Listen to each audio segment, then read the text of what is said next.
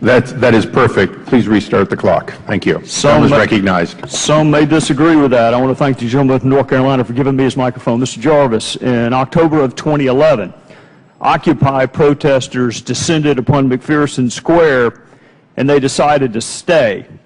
Despite the clear language of the law, these protesters camped at McPherson Square with the definition of camping being sleeping or preparing to sleep for 100 days. They camped in violation of the law, and you did not make a single solitary arrest for camping.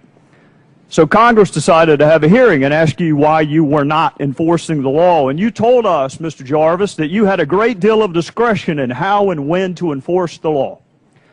You told us that you were, after 100 days of not enforcing the plain language of the statute, working with protesters to, quote, gain compliance, whatever the hell that means, with the law, and what you called, quote, a measured and reasoned approach. By the way, Mr. Jarvis, those were your words, not mine. So the law says no camping, but the protesters camped anyway, and you didn't do anything in terms of arrest or citations for over 100 days. So, Mr. Jarvis, I want you to fast forward 2 years. Parks are closing, access to monuments is restricted, even access for those who helped build the monument in the first place. You didn't wait 100 days to enforce the law, Mr. Jarvis, with veterans who wanted to see their monument. You didn't work to gain compliance. Veterans weren't greeted with a measured and reasoned response, Mr. Jarvis. They were greeted with barricades on the very first day. Furthermore, they could not exercise their First Amendment rights to walk to a monument that they helped build, but yet some of our colleagues were allowed to exercise their First Amendment right to protest whatever it was they were protesting on the National Mall. So I'm going to read something to you, Mr. Jarvis.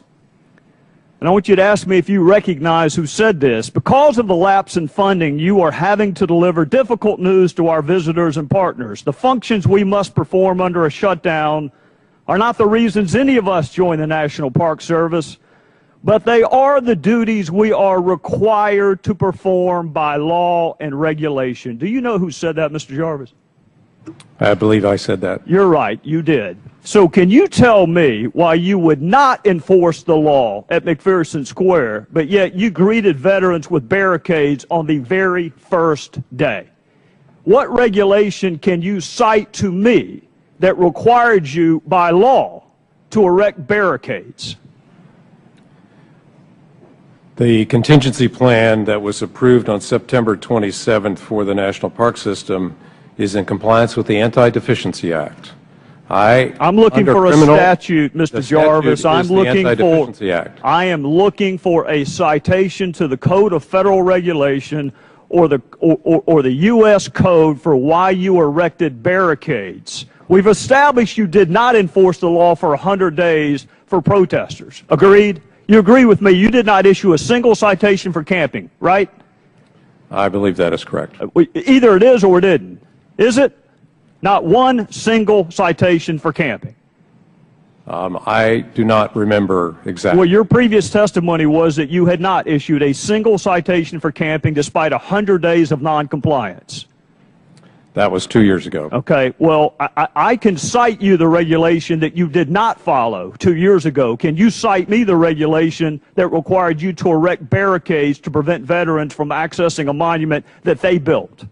I can cite the Anti-Deficiency Act. Can you cite a regulation that required you to erect barricades? Mr. Jarvis, that is not a complex question. The Anti-Deficiency Act requires that I reduce all employees down to only those that are necessary for life and property. That required the closure of all 401 national parks. Mr. Jarvis, why did you fail to enforce the plain language of a statute for 100 days for protesters? And yet, on the very first day, you denied access to a monument that veterans helped build.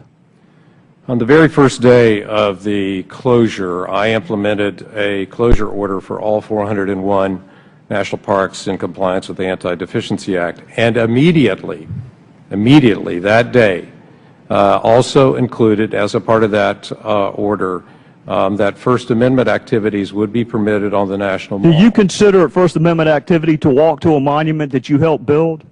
Or is it only just smoking pot at McPherson Square? The First Amendment activities, we are content neutral on First Amendment on the National Mall. That wasn't my question. Do you consider it to be an exercise of your First Amendment right to a walk to a monument that you helped build? If an individual declares they are there for to exercise their First Amendment Who were they to declare it to? The gentleman's time has Barricades? expired. Could I ask the final question? Who were they to declare it to? To A the barricade? ranger on the site. On the National Mall, any group under 25 does not need a permit to exercise their First Amendment. And we set up the policy to allow our veterans in, including all of the honor flights under First Amendment.